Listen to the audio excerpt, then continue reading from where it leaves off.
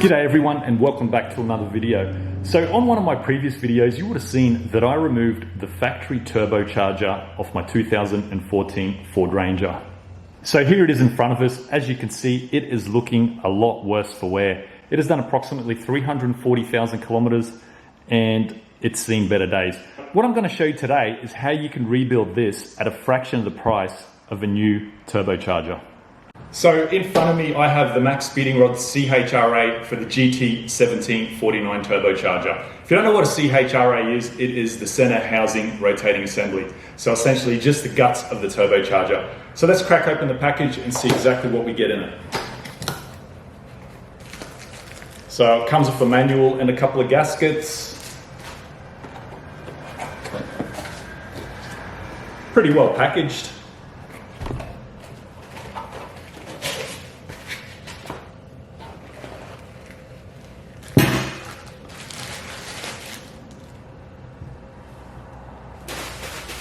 Bit of a close-up view of it. So you can buy these on the MaXpeedingRod website for $149, which is a fraction of the price of a new turbo. Normally brand new turbos are about that $500 mark, so essentially you're paying somewhere around that 30% of the cost of a new turbocharger. So I've got a couple of basic tools that I'm going to be using here, and that's pretty much all that you need to do this. First up, there's a little clip here that holds the actuator on. So we're going to be removing this turbo actuator here, as we're going to be reinstalling that once we put the new CHRA in, but for the purpose of this video it has to be removed, and I'm going to be giving this a full degrease and clean because essentially we're going to be reusing the exhaust housing as well as the compressor housing. Essentially that's the clip there. All you do is just pop it off with a pick. I already did that earlier. Next up is the actuator removal, which is a couple of 8mm bolts. With your factory bolts on here, these are normally just the Torx. I've previously replaced this actuator and I use these bolts instead just for serviceability. It makes it a lot easier. I don't really like Torx bolts. They tend to strip pretty easy.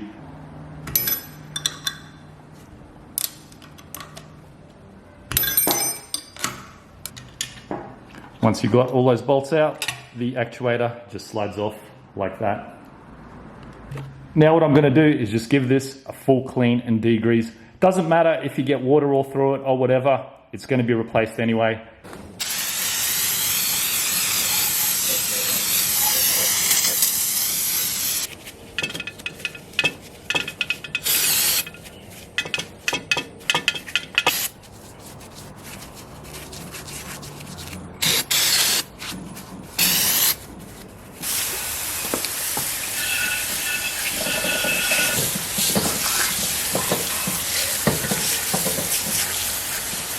The turbo now is ready for disassembly. The kit does come with installation instructions if you wanted to have a read of that, and it also comes with a little booklet from MaXpeedingRods which tells you a little bit about their company and also some of the products that they stock. So first up, I'm going to be removing the front compressor cover, and that is a series of 8mm bolts which we just undo from around the CHRA.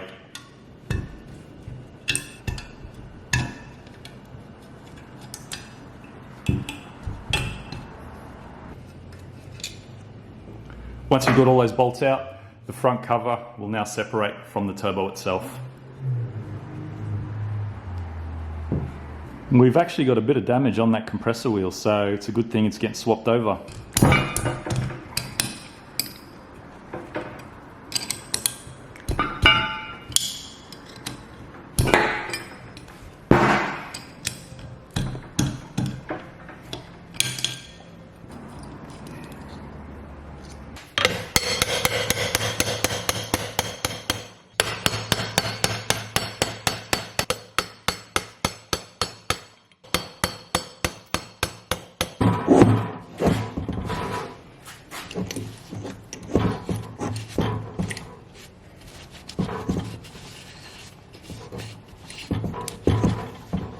So this is the how the boost is controlled on this VNT turbo. Essentially, there's some flaps that open and close in there. So we're going to be transferring that from the old turbo onto the new one.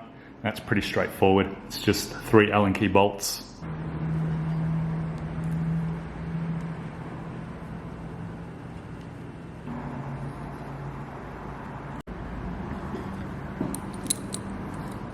So this is the VNT setup.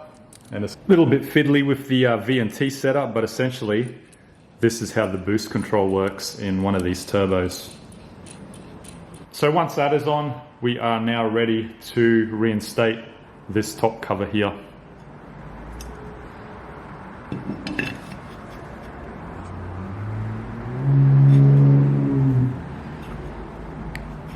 And essentially, what you got to do with this is just locate all the 3 holes like that and put the Allen key bolts back in.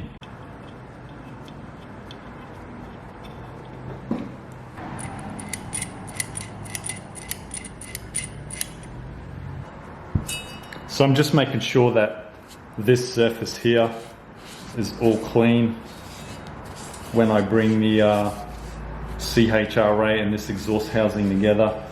Just want to make sure there's no contaminants in there. And there's a ring here, and essentially that just sits in the first groove like that. Now when you put the CHRA back on, there is a little slot here that you line up. So that lines up with this little dowel here. And essentially you just drop that on like so. Oops. There we go. It is perfectly lined up. And it's just a matter of getting your 10mm bolts with the washers and tightening them all back up.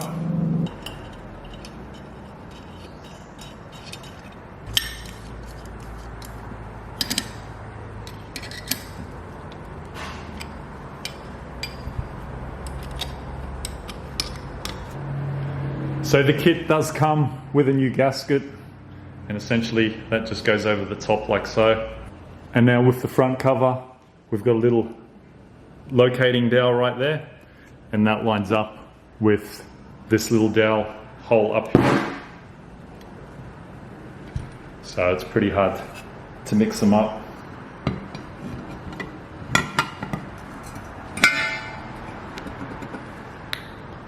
And that is on. So same thing as the exhaust housing, just put your bolts in and start tightening them up. And last but not least is our actuator. So that's just goes on like so, and that clips in there like that. So there we have it, our brand new rebuilt turbocharger. So I know you're probably thinking this is a pretty labor intensive way of repairing or replacing your turbocharger, but you got to remember, brand new turbos are about 550 bucks. And if you can do it for 150, that's a pretty big saving, especially in third world countries where people don't have that sort of money just laying around. This is a much more effective way of replacing your turbocharger on a very small budget. So this turbo is now pretty much ready to be bolted straight on. So we'll throw a link in the description for the Ford Ranger 2.2 CHRA if you're interested in buying that product. But MaXpeedingRods also carry full turbochargers for the 2.2 and the 3.2 Ranger, so be sure to check out their website. Until next time, thanks for tuning in, and I'll see you guys later.